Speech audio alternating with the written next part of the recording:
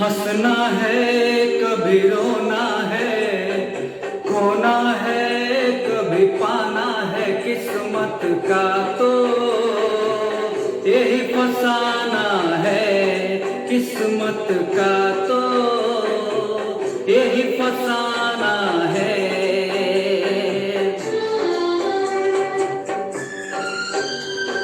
समझा है यही जाना है, हर लम्हा पहचाना है, किस्मत का तो यही फसाना है, किस्मत का तो यही फसाना है।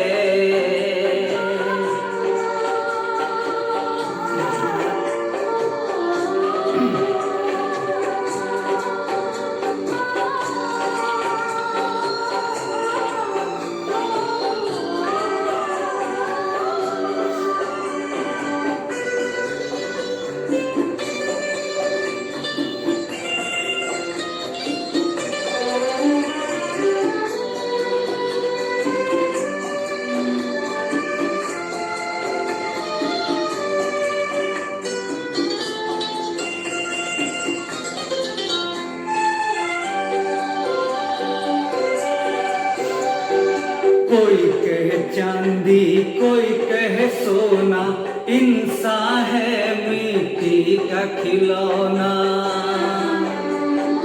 कोई कहे चांदी कोई कहे सोना, इंसान है मिट्टी का खिलौना। जीवन तो है एक सफर, कब खत्म हो क्या खबर, क्या खबर। एक पल में यहाँ जीना है, दूजे पल मर जाना है, किस्मत का तो यही फसाना है, किस्मत का तो यही फसाना है।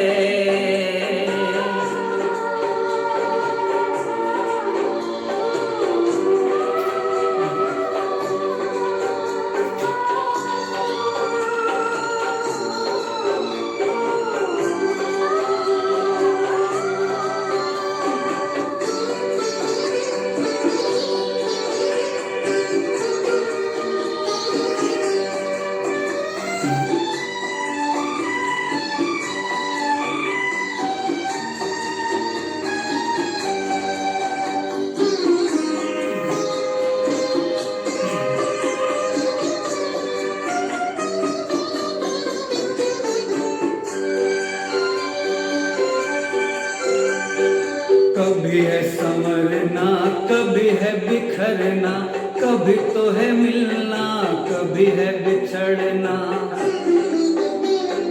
कभी है संवरना कभी है बिखरना, कभी तो है मिलना कभी है बिछड़ना। रिश्ते हैं क्यों अजनबी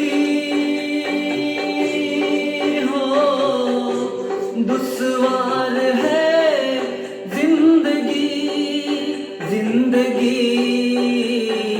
उलझन के धागों को जीवन भर सुलझाना है, किस्मत का तो यही फसाना है, किस्मत का तो यही फसाना है।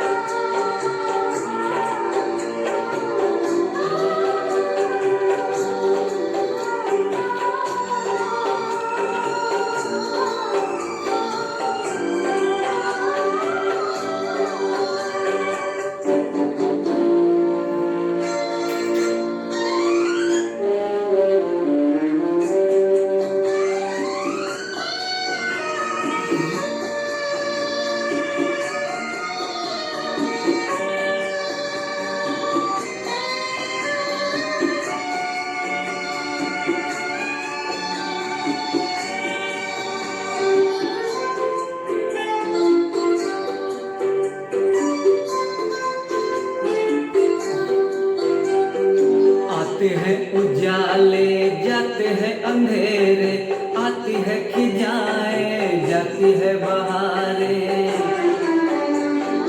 आते हैं उजाले जाते हैं अंधेरे, आती है खिजाएं जाती है बहारें। किस्मत यही सब करेगी हो, होनी तो हो के रहेगी, हाँ रहेगी।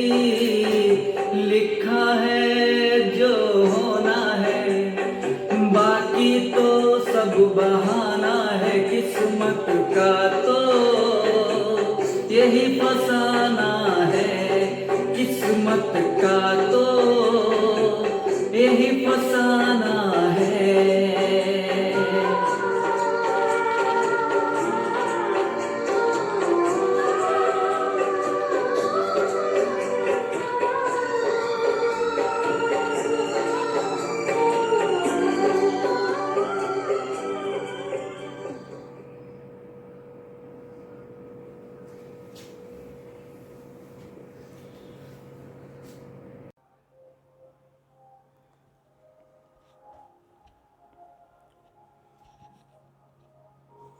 गुड मॉर्निंग, नमस्कार।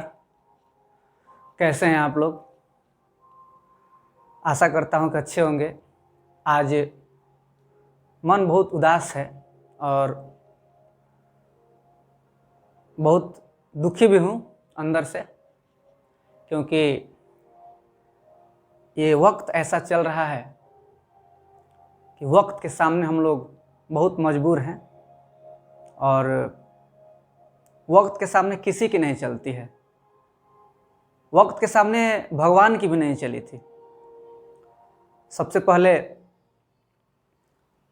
मैं आज शिक्षक दिवस के पावन अवसर पर आप सबको बहुत बहुत बधाई देता हूं और मैं भारत के दूसरे राष्ट्रपति, महान शिक्षाविद और भारत रत्न से सम्मानित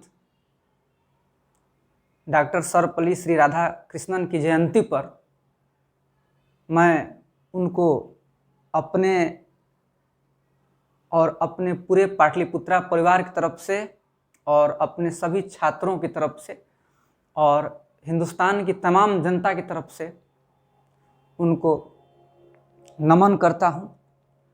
और मैं आज शिक्षक दिवस के अवसर पर अभी अपने सभी छात्रों के उज्जवल भविष्य की कामना करता हूं, वो अपने जीवन में आगे बढ़ें। और आज मैं जो भी हूं, आज मैं जहां भी हूं, जिस पोजीशन पर हूं, जो भी मुझे 2 4 10 लोग जानते हैं, उन सबके लिए सिर्फ जो व्यक्ति जिम्मेदार है वो है आप लोग। आप लोगों ने ही मुझे इस मुकाम तक पहुंचाया। मैं मानता हूं कि मैं आप लोग के लिए मेहनत करता हूं, आपका शिक्षक हूं। आपके भविष्य बनाने के लिए मैं दिन रात मेहनत करता हूं। जहां तक हो सकता है वहां तक मैं करता हूं, लेकिन फिर भी आप लोगों ने मुझे इस योग्य समझा, आप लोगों ने मुझे इस काबिल समझा, उसके लिए मैं आप सबका बहुत शुक्रिया अदा करता हूं। आज मन दुखी इसलिए है कि आज का दिन ऐसा है कि आज के दिन हम लोग बहुत इंजॉय करते थे। अपने इंस्टीट्यूट पे बहुत सारा सम्मान मिलता था, सम्मान नहीं सम्मान, और बहुत सारे गिफ्ट मिलते थे। और आप लोग खुश हो रहे होंगे कि आज चलो आज गिफ्ट बच गया, लेकिन आप ये सोच रहे होंगे, आप ये भी सोच लीजिएगा कि आज की मिठाई भी आपकी उधार हो गई, क्योंकि आप लोग मिठाई भी खिलाते थे और आप लोग बहुत इज्जत करते थे, रिस्पेक्ट करते थे। जो सामान देते थे आप हम लोगों को, बहुत आज मिस कर रहा हूँ आप सबको। आप सब लोग कैसे हैं? पढ़ाई कर रहे हैं, अच्छे से रह रहे हैं? और एक और बात मैं कहना चाहता हूँ कि ये बहुत मुश्किल वक्त है और इस मुश्किल वक्त में हम सबको साथ मिल करके सबका ध्यान रखते हुए चलना है। और हम लोग फिर जो है उसी उल्लास के साथ, उसी खुशी के साथ हम लोग वहाँ पे अपने इंस्टीट्यूट पर मिलेंगे।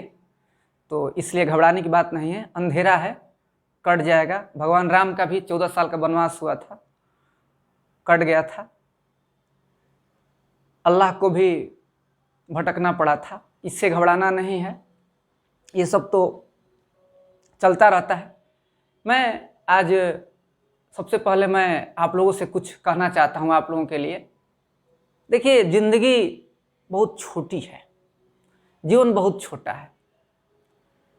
जब तक हम संभलते हैं, सोचते हैं इसके बारे में, तब तक पता नहीं कैसे कट जाता है, पता ही नहीं चलता। अद्भुत है ये जिंदगी।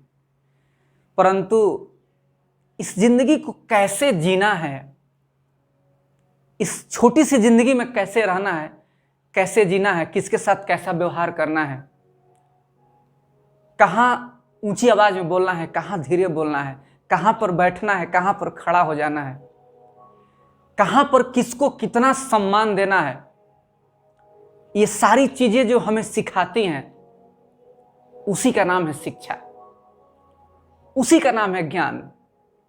बड़ा बड़ा डिग्री लेने से कोई व्यक्ति शिक्षित नहीं हो जाता है। हम बड़ा बड़ा डिग्री ले लेते हैं, ऑफिसर बन जाते हैं, लेकिन अपना सम्मान, अपना संस्कृति, अपनी सभ्यता भूल जाते हैं। हम भूल जाते हैं कि सबसे पहले हम एक इंसान हैं, और एक इंसान की इंसानियत क्या होती है, इस चीज को हम भूल जाते हैं। मेरे प्यारे बच्चों, मैं आप लोगों से कुछ बातें शेयर करना चाहता हूं। आप जिस रूप में आप हमको आज देख रहे हैं कि हाँ, MK तिवारी सर हैं, बहुत अच्छा पढ़ाते हैं, चाहे जो भी मतलब आप लोग मेरे बारे में सोचते हैं, लेकिन आप लोग इसके पीछे की कहानी को नहीं जानते हैं कि यहां तक पहुंचने के लिए मैंने कितना संघर्ष किया है। आप लोगों ने सचिन तेंदुलकर को विश्व का महानतम बल्लेबाज बनते हुए नहीं देखा। बस आपने ये देखा कि हाँ, सचिन तेंदुलकर है, बहुत बड़ा बल्लेबाज है, बहुत बड़ा खिलाड़ी है, लेकिन आपने ये नहीं देखा कि वहां तक पहुंचने के लिए उसने कितना संघर्ष किया, वहां तक पहुंचने के लिए उसने कितनी मेहनत की। राइट ब्रदर्स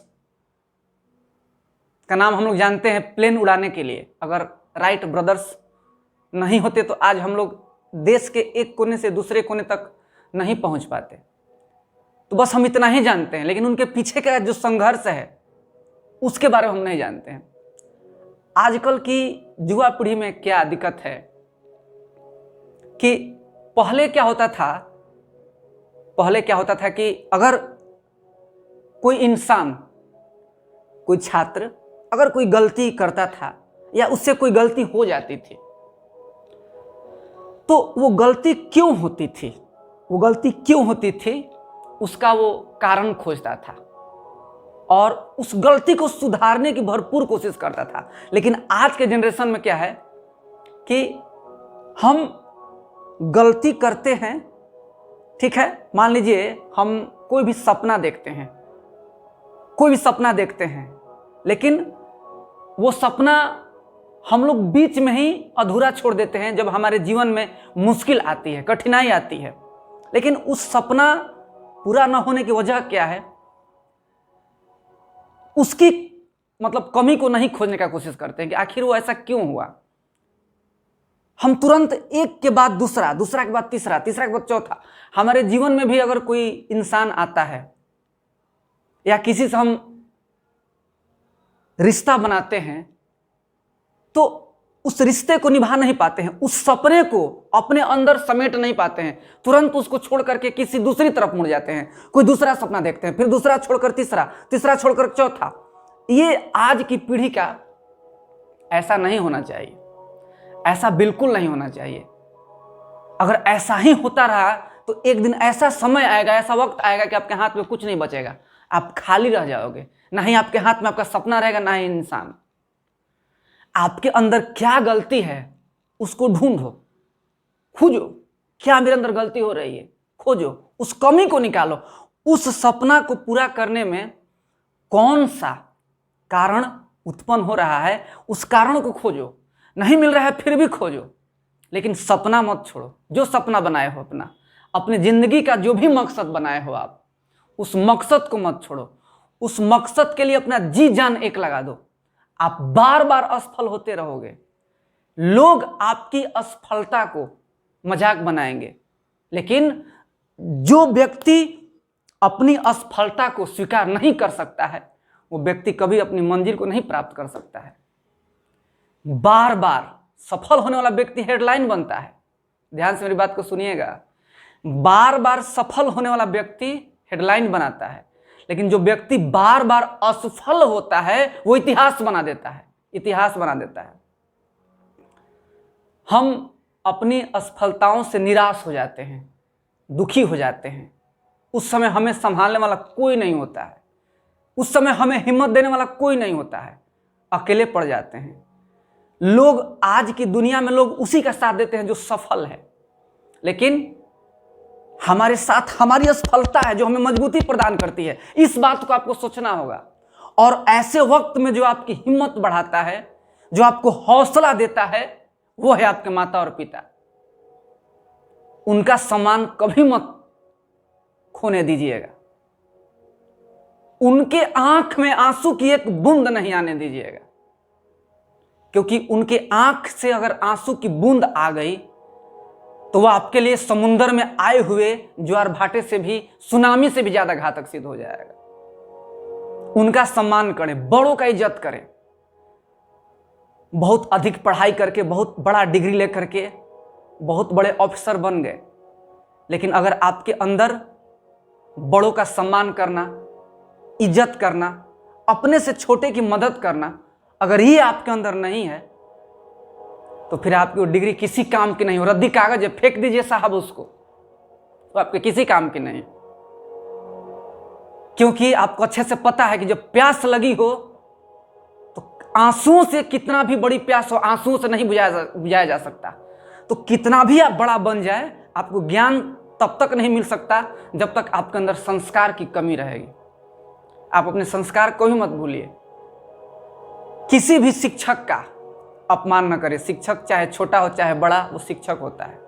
और कोई भी शिक्षक अगर आपको एक ज्ञान की बात बता दे, तो दुनिया में कोई भी ऐसा पैसा नहीं है जिससे आप उसके कर्ज, जिसको दे करके आप उसके कर्ज से मुक्त हो सके। शिक्षक ही है जो चाणक्य जैसे राजा को स्थापित कर सकता है। शिक्षक ही है जो राम को भगवान राम बना सकता है। शिक्षक का बहुत बड़ा योगदान होता है। परंतु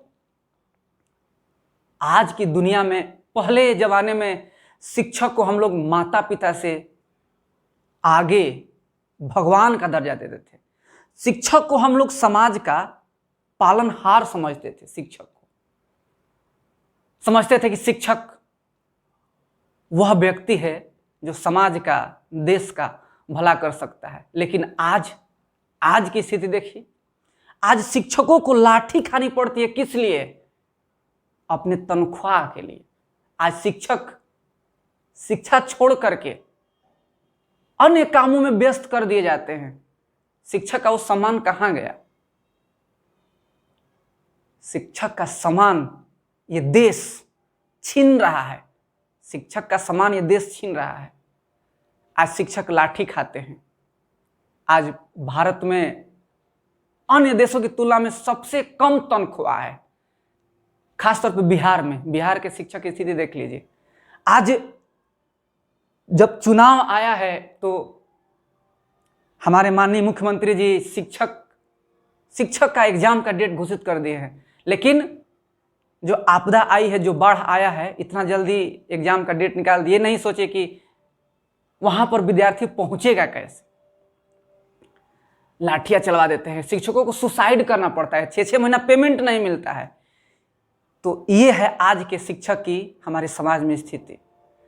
साहब, ये तो सरकारी शिक्षा की बात कर रहे हैं हम, और ऐसे बहुत सारे प्राइवेट शिक्षक हैं जो साइकिल लेकर के, छोटे से साइकिल पर, और घर घर जाकर के पढ़ाते हैं और उनसे अपना रोजी रोटी चलाते हैं। इस महामारी में, कोविड-19 महामारी में, सारे वर्ग के लिए, व्यापारी वर्ग के लिए, उद्योगपतियों के लिए, सारे वर्ग के लिए सरकार के द्वारा गाइडलाइन दिया गया, लेकिन हम शिक्षकों को इससे वंचित कर दिया गया। हम शिक्षकों को इससे वंचित कर दिया गया। हमारे लिए मार्च, अप्रैल, मई, जून, जुलाई, अगस्त, सितंबर आ गया है। हमें अपने इंस्टीट्यूट का, अपने संस्थान का रूम रेंट देना है। बिजली बिल हर महीने का आ रहा है, कुछ नहीं रुका है। मकान मालिक की अगर दया होगी तो कुछ पेमेंट कर देंगे, लेकिन बिजली बिल कौन कम करेगा? जो वहां पे सामान है वो अस्त व्यस्त हैं, टूट फूट रहे हैं, सब बर्बाद हो रहे हैं, लेकिन सरकार इस बारे में नहीं सोच रही है। पटना के बहुत सारे शिक्षक ऐसे हैं जो अपना खाली करके चले गए, कहीं से कर्ज लेकर के, किसी से पैसा मांग करके वो अपना इंस्टीट्यूट खोले थे ताकि वो अपना रोजी रोटी चला सके। लेकिन हमारे लिए इनके पास कोई गाइडलाइन नहीं है, क्योंकि हम समाज में आते ही नहीं है, समाज से बाहर हैं हम। शिक्षक से देश के इकोनॉमिक में कोई योगदान नहीं है इनके अनुसार। हमारे लिए इनके सरकार में कोई जगह नहीं है। लेकिन ये भूल रहे हैं कि आज सारा शिक्षक, सारा छात्र एक साथ मिल चुका है और बहुत बड़ी लड़ाई शुरू हो चुकी है। और इस लड़ाई में आपको हारना पड़ेगा, आपको झुकना पड़ेगा, आपको हमारे विद्यार्थियों के लिए आपको झुकना पड़ेगा। हम सब लोग मिल करके इस लड़ाई को लड़ेंगे और इस लड़ाई में हमारी जीत भी होगी, क्योंकि हम शिक्षक ही आपको बना सकते हैं और आपको बिगाड़ भी सकते हैं। यह बात आप भूल रहे हैं। मेरे प्यारे बच्चों, हमारे देश में जो भी हो रहा है, शिक्षा में जो भी व्यवधाएं उत्पन्न हो रही है, वो नहीं होना चाहिए। ये बात सही है कि हमको सरकारी रोजगार पर निर्भर नहीं होना चाहिए। तो इस सरकार को सरकारी रोजगार पर ही केवल निर्भर नहीं होना चाहिए, हमें आत्मनिर्भर बनना चाहिए। लेकिन सरकार को यह स्पष्ट कर देना चाहिए कि हाँ ठीक है, अब सरकार के पास आपके लिए कोई रोजगार नहीं है, आप अपना देख लीजिए, उस समय हम लोग अपना देख लेंगे। लेकिन आप हमें झांसा देते हैं, आप हमसे फॉर्म भरवाते हैं, पैसा लेते हैं, और जब एग्जाम देने की बात आती है तो आप कलेजे पे छुरा भोंक देते हैं। ऐसा कितना दिन चलेगा साहब? आप नहीं समझ रहे हैं कि क्रांति की कितनी बड़ी ज्वाला बन रही है। आप ये भूल रहे हैं। आपको लग रहा है कि ट्विटर, सोशल मीडिया से क्या होने वाला है, क्या कर लेंगे ये लोग। साहब आप भूल रहे हैं कि कोविड-19 जो है, अगर बहुत बड़ा अंधकार है तो किसी भी अंधकार में इतनी ताकत नहीं जो सूर्य का मुकाबला कर सके, किसी भी रात में ताकत नहीं कि दिन का मुकाबला कर सके, किसी भी सितारों में ताकत नहीं जो चांद का मुकाबला कर सके। तो आप ये भूल रहे हैं सरकार, ये महामारी भी खत्म होगी। हम इससे बड़े बड़े महामारी को झेले हैं और हम उससे बाहर निकले हैं। लेकिन आने वाले चुनाव में जो हम आपको अपना आईना दिखाएंगे और उसमें आप देखेंगे तो आपको चारों तरफ बंजर ही बंजर नजर आएगा। फिर आप खुद को कहीं छिपा नहीं पाएंगे। आप किसी भी छात्र का, किसी भी शिक्षक का, किसी भी बात का जवाब नहीं दे पाएंगे। हिम्मत नहीं है आप में। तो इसलिए अभी भी मैं सरकार से, आपसे आग्रह करता हूं, हाथ जोड़ करके विनती करता हूं कि आप शिक्षा प्रणाली को बदलिए। आप साल में एक बार ही एग्जाम लीजिए। मैं सभी शिक्षकों का, उन सभी शिक्षकों का आज हाथ जोड़ करके नमन करता हूं जो अपने बच्चों के साथ, अपने देश के बच्चों के साथ इस लड़ाई में खड़े हैं। मैं सबका हाथ जोड़ करके उनको नमन करता हूं कि जो जहां है, जिस स्तर से है, वहां से आवाज उठाएं। और मैं सरकार से गुजारिश करता हूं कि आप इस चीज को समझिए, क्योंकि हम लोग आपके परिवार के हैं, हम भारत के लोग। आपने जब संविधान बनाया था और संविधान में जब प्रस्तावना बनाया था तो उसमें सबसे पहले यही लिखा था कि हम भारत के लोग। यानी भारत तभी है जब भारत के लोग हैं, और भारत के लोग ही खुशी नहीं रहेंगे तो भारत किस नाम का विश्व शक्ति बनेगा। साहब, आप ये कहते हैं कि हमने ये किया, हमने मूर्तियां बनाई, हमने मंदिर बनवाए, हमने धारा 370 हटाया। साहब, हम आपके इस कार्य की तारीफ करते हैं कि जो बहुत सारी सरकारें नहीं कर पाई वो काम आपने कर दिखाया। लेकिन साहब, गरीब के घर में जब 2 रोटी नहीं आएगी तो आपका ये सारा कार्य व्यर्थ हो जाएगा। जब छात्रों को रोजगार नहीं मिलेगा, जब छात्र बेरोजगार होंगे तो फिर आपका ये सारा समर्पण देश के लिए किस काम का?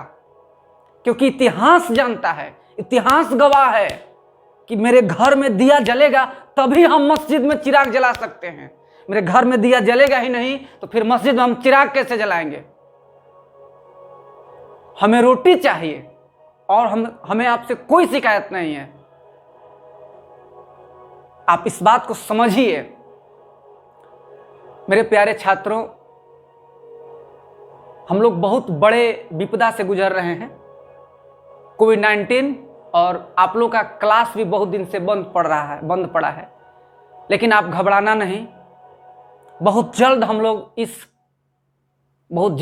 इस महामारी से मुक्त होंगे और हम लोग फिर से वहीं अपने संस्थान में खिलखिलाते हुए पहुंचेंगे और हमारी पढ़ाई शुरू होगी। जहां से पढ़ाई, आपसे मैं वादा करता हूं, मैं पहले भी कह चुका हूं कि जहां से आपकी पढ़ाई खत्म हुई थी, वो हमको याद है, मार्च 15 लास्ट क्लास लिए थे, 15 मार्च को, दिन सैटरडे था, मेरा ही क्लास था। तो जहां पर खत्म किए हैं वहीं से सारे बैच को वहीं से शुरू करेंगे। कोई परेशानी नहीं होगा आपको। आपका वक्त तो नहीं लौटा सकते क्योंकि वक्त लौटाना किसी के बस का बात नहीं है, लेकिन अपने तरफ से जी जान लगा देंगे मेरे प्यारे बच्चों आप लोगों के लिए। तो आप लोग एकदम निश्चिंत रहिएगा, घर पे रहिए, खूब मेहनत करिए, इतना मेहनत करिए और अपने सपनों पर एकदम अडिग रहिए। ठान लीजिए कि आपको यही करना है। सपना मत बदलिए, सपना को पूरा करने का तरीका बदलिए। अगर एक तरीका से आप सफल नहीं हो पा रहे हैं तो तरीका दूसरा बदलिए, लेकिन सपना मत बदलिए, क्योंकि बार बार सपना बदलिएगा तो आपका हाथ बिल्कुल खाली हो जाए। ये आपको एक बात बताते हैं, बहुत लोग नहीं जानते होंगे और बहुत लोग जानते भी होंगे कि मैं वही इंसान हूं जो यहां पर घर जा करके लोगों से ट्यूशन मांगता था, होम ट्यूशन मांगता था। कुछ लोग भगा भी देते थे, चलो ये क्या पढ़ाएगा, इसको क्या नॉलेज है। लेकिन मुझे उम्मीद था कि मैं एक दिन टीचर बनूंगा, मुझे बनना था, मैंने ठान लिया था कि मुझे टीचर बनना है। मैंने हारा नहीं, और आज आप लोग मुझे यहां देख रहे हैं। तो मेरे प्यारे बच्चों, संघर्ष में और मेहनत में बहुत बड़ी ताकत होती है। संघर्ष और मेहनत का ही ताकत है कि मांझी के सामने पहाड़ को भी झुकना पड़ा था, पहाड़ को उसने काट दिया था। इससे बड़ा संघर्ष का एग्जाम्पल मुझे नहीं लगता है कि आपके लिए कुछ होना चाहिए। उसने 30 फुट लंबे पहाड़ को भी काट दिया था। यह होती है संघर्ष और मेहनत और दृढ़ता। लगन के साथ, पूरे मन से आत्मसमर्पित होकर अपने सपना को पूरा करने के लिए जी जान लगा दीजिए। यही मेरा आज के दिन आप लोगों के लिए संदेश है। और कभी भी कितना भी बड़ा आदमी बन जाइएगा, लेकिन कभी भी अपना सर ऊंचा करके मत चलिएगा। आपका सर गर्व से ऊंचा हो, ये हम लोगों के लिए गर्व की बात है, लेकिन सर को अकड़ कर मत चलिएगा। हमेशा झुके रहिएगा, क्योंकि पका हुआ पेड़ पे से जो फल होता है वो पेड़ झुका हुआ होता है। आपकी बात अच्छे से पता है। मेरे प्यारे बच्चों, खूब मेहनत करिए। आज मेरा बहुत मन था कि आज आप लोगों को वहाँ बुलाएं, लेकिन दिक्कत क्या है कि किसी को बुलाएं और किसी को नहीं बुलाएं, क्योंकि सभी मेरे भाई, सब लोग आप मेरे फैमिली के हैं। सब लोग मेरे घर के हैं, और किसी को बुलाएंगे और किसी को नहीं बुलाएंगे तो ये अच्छा नहीं लगेगा। बहुत लोग हमको कॉल भी किए कि सर इंस्टीट्यूट पर आइए, हम आते हैं। लेकिन हम बोले कि नहीं भाई, परिवार के सारे सदस्य के साथ हम खड़े हैं, और परिवार के जितने भी सदस्य हैं सबको एक समान प्यार, एक समान भाव, एक समान इज्जत मिलना चाहिए। और इसीलिए इसी वजह से मैं आज इंस्टीट्यूट पर नहीं गया, क्योंकि वहाँ जाता तो बहुत तकलीफ होती वहाँ की स्थिति देख करके, क्योंकि लाइन वगैरह का सब तार सब टूट गया है, इन्वर्टर सब बैटरी डेड हो गया है, एसी वहाँ का जो है जो एक एसी है वो खराब हो गया है। एक दिन गए थे हम, लेकिन ये कोई बड़ी समस्या नहीं है। आप लोग जब साथ हैं तो हमको इस सब की चिंता नहीं है, और हम तो आपके साथ हमेशा थे, हमेशा है और हमेशा रहेंगे। जब जब आप हम लोग को जैसे जैसे खोजिएगा, मन से पढ़िए, मेहनत करिए, खूब जी जान लगाइए, और मुझे भी कभी कभी याद करते रहिए, ठीक है। और आप लोग का गिफ्ट जो है बाकी रहेगा, खुद ज़्यादा खुश मत होइएगा कि गिफ्ट नहीं देना पड़ा सर को। मुझे आप लोग का साथ मिलता है, मेरे लिए यही सबसे बड़ा गिफ्ट है कि आप लोग मुझे भरपूर सपोर्ट करते हैं।